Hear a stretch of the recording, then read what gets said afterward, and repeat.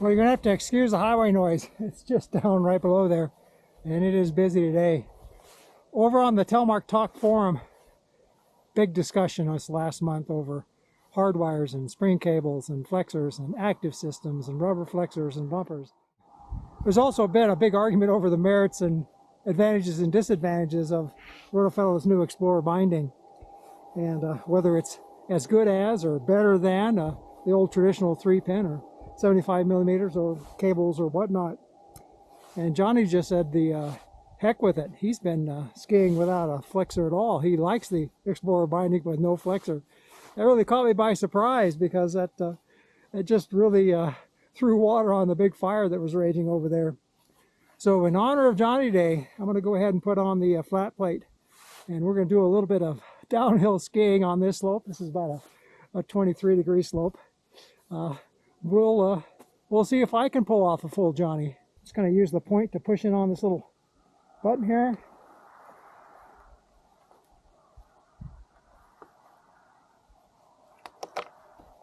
And pops right out.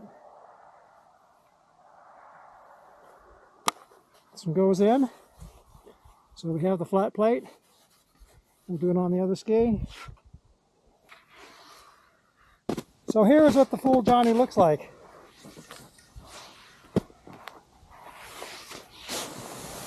Okay, here we go. Not too bad.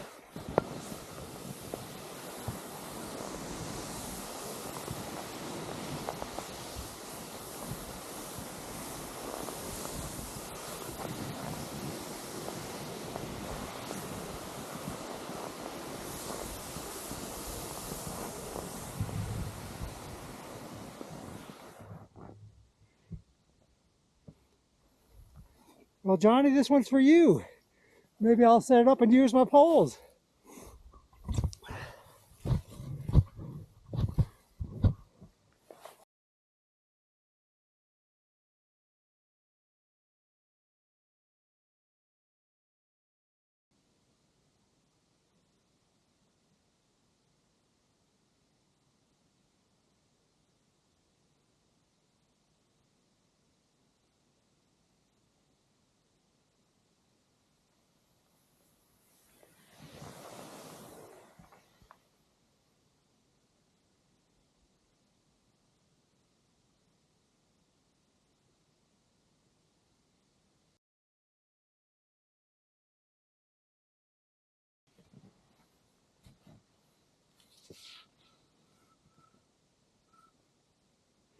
I gotta admit, it was kind of fun.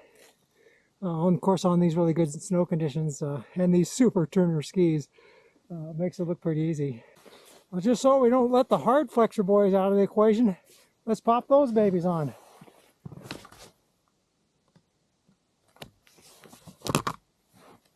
And luckily, they're handy in my skin pocket.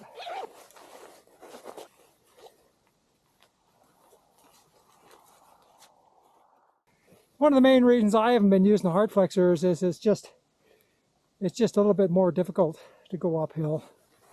But let's go ahead. Let's go see this little section we just skied with the hard flexor.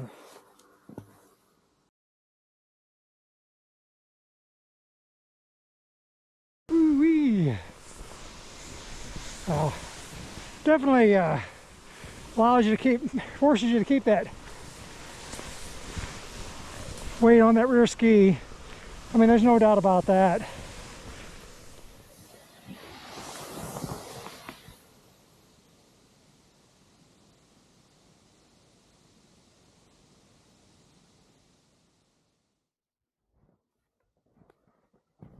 It sure is nice to have 3 flexor options on this binding. It is easy to change the flexor in the field. They are light in weight and take up very little space in the pack. The interesting thing, however, is that this is the first time I've actually skied with the flat plate or the hard flexor in well over a year. I think it says a lot about how well the standard flexor works. The standard flexor is a perfect combination for ups and downs and flats. I've become so adjusted to the feel of the standard flexor that I'd almost forgotten what it feels like to ski the hard flexor. And this is the first time I've skied any distance downhill with the flat plate. The flat plate is amazing on the uphill, especially on the kick turn, and it's good to know that I can use it to ski downhill if needed. The hard flexor is at the other end of the spectrum. It definitely is a more powerful option for downhill control, and it has just enough flex that allows you to go uphill and on the flats, but I prefer the feel of the standard flexor on the ups and the flats. I don't know why I don't take the time to swap out the flexor and use the flat plate on the uphill and the hard flexor on the downhill. I'm guessing that I just don't like to take my skis off if I don't have to, but I certainly plan to use them more often in the future, especially if I'm using skins. Well, I sure hope you enjoyed this video. If you have, be like Shadow Man. Be sure to give me a thumbs up. And until next time, be safe, be kind, and don't be afraid to do the full Johnny. It's probably more fun than you think.